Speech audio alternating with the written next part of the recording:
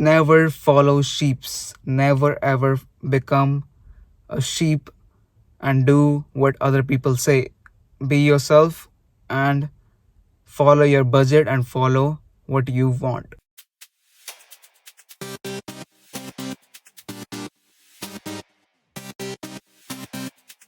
Hello, genius people. Welcome back to Man Zurith. So, guys, in today's video, we're gonna cover most important questions asked by students, or which this video will really help students which are coming in future and are trying to buy a car. And the four things which we're gonna discuss today is, first of all, we'll discuss why a student needs a car, why an international student from China, India, or any other country, Philippines, Pakistan, any country, they need cars, and why do they need it.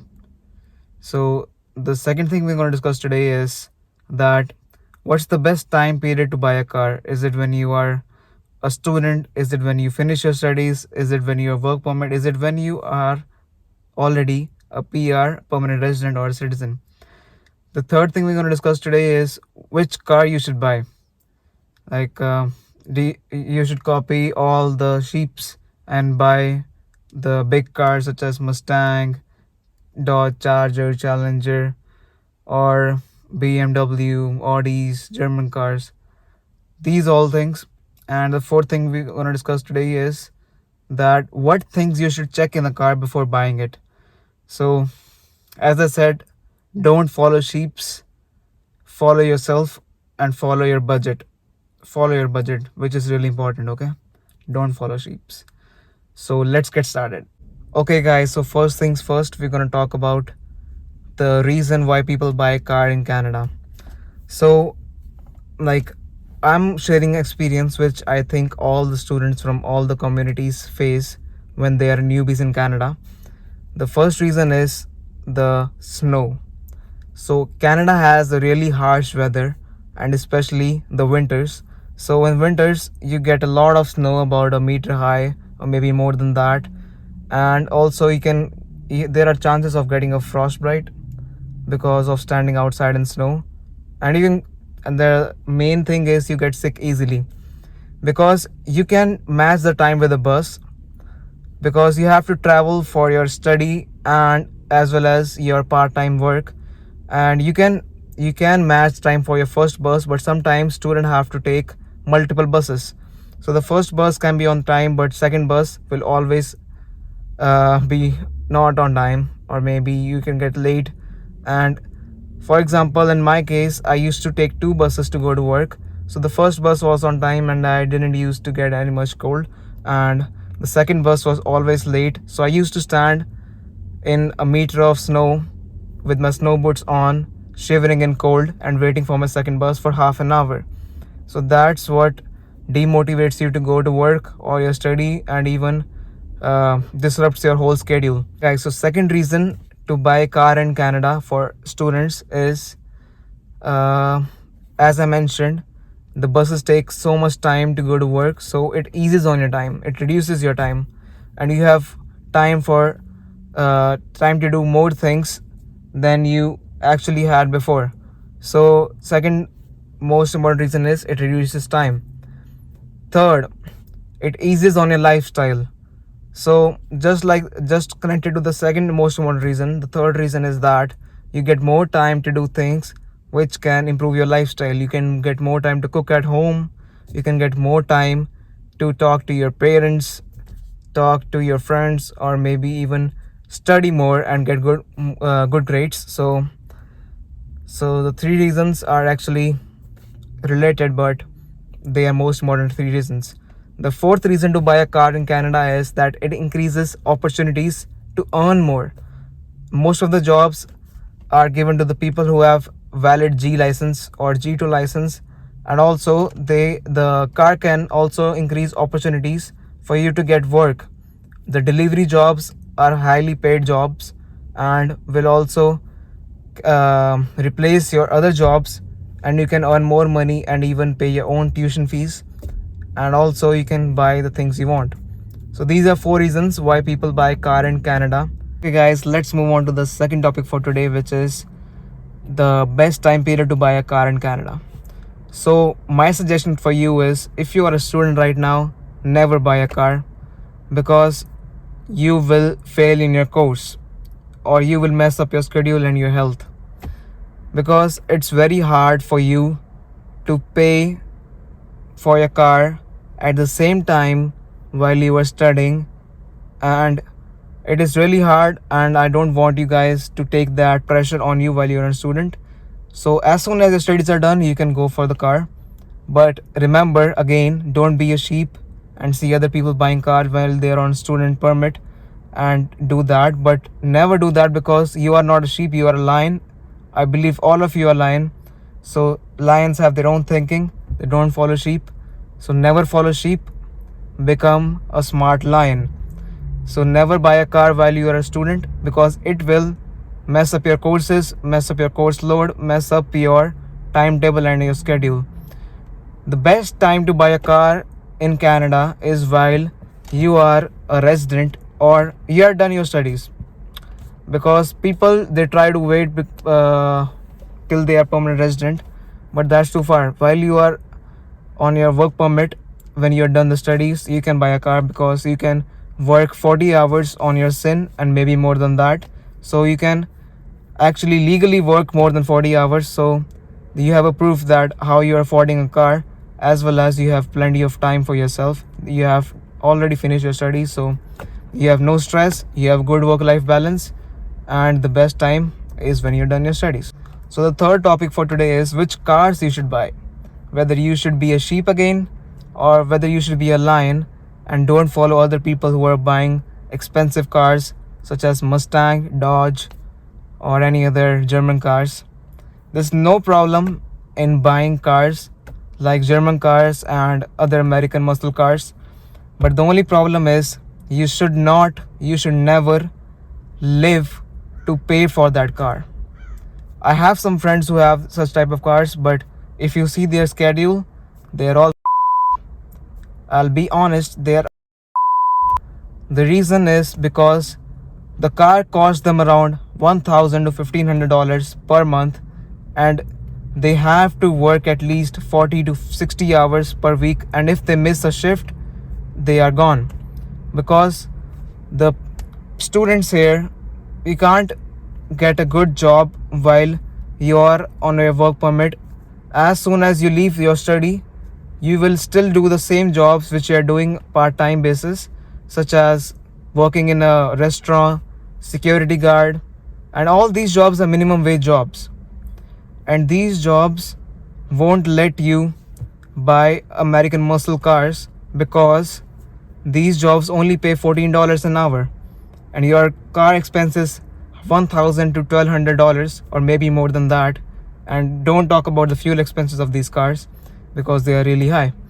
So I'll suggest, don't be a sheep and buy a car which suits your budget, suits your pocket, and suits your lifestyle.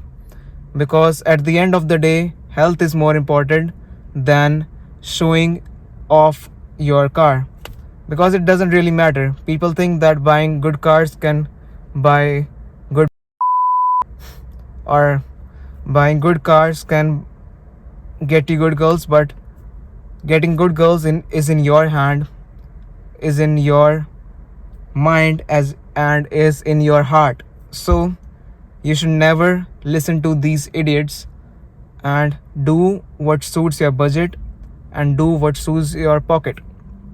So the best advice for a student who just completed his study and is on work permit is that you should buy a car which you can afford. If you want to buy a nice car, a decent car, you should always go for Honda Civic, Toyota Corolla, Hyundai Elantra, or you can go for mainly these three brands: Honda, Toyota, Hyundai. And also you can go for, I can say, no, these are three main brands. So the Japanese brands, Honda and Toyota, are the best. And the third brand which you can go is Hyundai, because the cars are cheap, the loan gets passed easily, and the cars look really good, and they have a lot of technology. So Honda and Corolla, Honda and Toyota, that they are best, but you can also go for Hyundai. And if you buy a car which is like 2-3 years old, You can easily afford it because the expense will be just around $700 per month, including insurance. And also, we're gonna talk now about the cars which are even cheaper than that, which will be my really good advice. If you guys want to buy a decent car, go for Corolla or Civic. You can buy a decent 2016 Civic to 2018 Civic in a good price. Same with Corolla, same with Hyundai Elantra 2016 to 18. They look really good, and I myself bought 2018 Hyundai Elantra, and it looks so good, and it has all the features you need for the winters. And another thing which wise people do in Canada, which I did, the really wise people, they buy cars which are just 4,000 to 5,000 bucks. Because when you are a student and you just finish your studies, these are the best things you can do. So these cars, you can buy a third party insurance. So let's talk about insurance now. The first party insurance is when the insurer company pays insured, which are us. If we are at fault, then the third party won't pay, but the first party will pay because we are covered in that insurance. So the third party insurance only pays when there is some other guys or the third party's fault instead of our fault. So then only they pay the amount, while the first party pays when no matter what. And there are a lot of things which are covered in the first party insurance. But if you buy a second hand car, which I mentioned, like the old cars such as $4,000, $5,000 cars, then you don't need a first party insurance. That is a plus point. Because me myself, I live in Ottawa, and my insurance is lower than the people who live in Toronto and Brampton. Their insurance is about high as $500 and maybe more than that. But in Ottawa, my insurance, I'm just 19 years old, and my insurance is about $350, including everything, including taxes. So the best thing about my first party insurance is that all my car is covered. Even if the car is stranded on the road, the tow guys will come pick it up and get it repaired. Everything is covered in the insurance. But if I bought a second hand car or like a really old car, $4,000, $5,000 car, again, I would never buy first party insurance. I will always go for third party insurance. So I pay around $200, $250 or $280 for my car monthly basis, while my insurance which I pay is around $350, which is actually higher than my car price. So what I'm about to mention to you is that never buy a car which makes a hole in your pocket. So if you can't afford the insurance, you can't afford the car. Yeah, just as I mentioned, never buy a car which puts a hole in your pocket. Because if you want to buy a car, you should make sure that you can afford its insurance, because the insurance may be higher than the actual price you pay for the car on monthly basis. So what wise people do is that they buy $4,000, $5,000 car, and they just pay $100 to $150 for its insurance, as they get their third party insurance. Because it's not necessary that you'll crash the car. It is mostly if you drive well, you have a belief that you can drive really well, so you never need a first party insurance. You can do with a third party insurance, and you can save a lot of money. When you buy a $4,000, $5,000 car, you have to just spend a one-time payment on buying the car. So you just spend $5,000 once, and you don't have to pay anything except insurance to the car owner. So you bought the car, you don't have to pay EMI or any payments on a monthly basis. So you just pay your gas expenses, which may be around $100 if you buy a good car of good fuel consumption, and you also have $150 for insurance. So you just pay $250 if you buy a $4,000 to $5,000 car, while if you want to buy a decent car, you are gonna pay around $700, including your fuel cost. So this is the really good comparison of what you should buy. So this is my advice to you, that if you are a student and if your pocket budget is low, you should go for a $4,000, $5,000 car. Because one more thing, that you are a new driver, so you should always go for a cheaper car.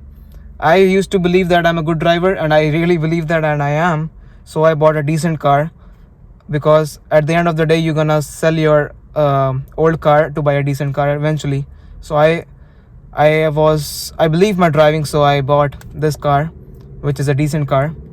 So always make sure that your driving is well and what your budget is. So my best advice, if your driving is well, go for a decent car which will always suit your expense. And if you're driving, you want to test it out, buy a old car, or if you want to save money, you can buy an old car. And now we'll move on to our fourth topic, which is that how the students buy such expensive cars. How, like, you see mostly Indian students, Punjabi students, that they are buying Mustang, Dodge Charger, which is a really good thing, because most of my white friends are like, how do you guys buy it? But they don't know actually is that they are in a huge debt of their cars. I'm not saying that all of the Punjabi people are in the debt of cars, because most Punjabi people are well settled in Canada. They have very high paying jobs and good businesses running, so they can afford these cars. But when you see people who are just landed in Canada and driving Dodge Challengers, Ford Mustangs, and German cars, then you shouldn't actually go for the cover of the book. So yeah, most of the Punjabi people, they actually can afford the cars, but some of them, if you see a new student which has just landed in Canada and is driving German cars, Ford Mustangs, American muscle cars, then you shouldn't judge a book by its cover, because what he's trying to prove is that he's showing off, but actually inside he has a lot of debt on his head. So all this debt will always cause a toll on your lifestyle, a toll on your health. So never judge a book by its cover. A student who's driving a Honda Civic is better than a student who's driving a Ford Mustang, because at the end of the day, we all know the truth that a person who is just landed in Canada, or a person who just finished his school, if he's not rich from his parents' side, then he can't afford it. He's just wasting his life's time earning for a car he can never afford. So rather than that, you should save for the houses, save for your parents, which is really better than showing off. So yeah, the actual answer for that is that they don't have the money. They are just living for paying the installments of the car. So never be excited when you see a guy who is driving this shit and who has just landed in Canada.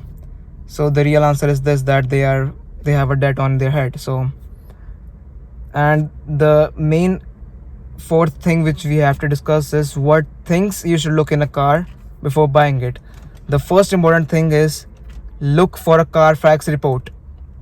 A Carfax report is a report which shows all the details of the things which has happened to your car, all the accident reports, if there is, all the reports which are related to the repairs of the car and which are related to the car as soon as it goes out of the showroom.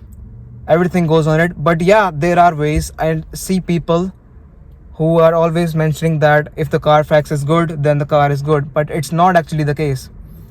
So if the Carfax is good, it doesn't mean that your car has never been an accident, because Carfax report can be fake too. If the person gets an accident, he would never go to a good repair shop. He can go to a private repair shop and get it fixed, so that it never goes on the Carfax report. By this, he spends some more money for the repairs of the car, but actually he can sell the car for a higher price at the end of the day by making sure that there is no accident reported on the car on the Carfax report. So the people might think that the car is new, it has never been an accident, one owner, and pay a lot of money, but the car has actually been an accident and has been repaired outside privately. So never, because the thing is that Carfax report is important, but never ever trust Carfax report blindly.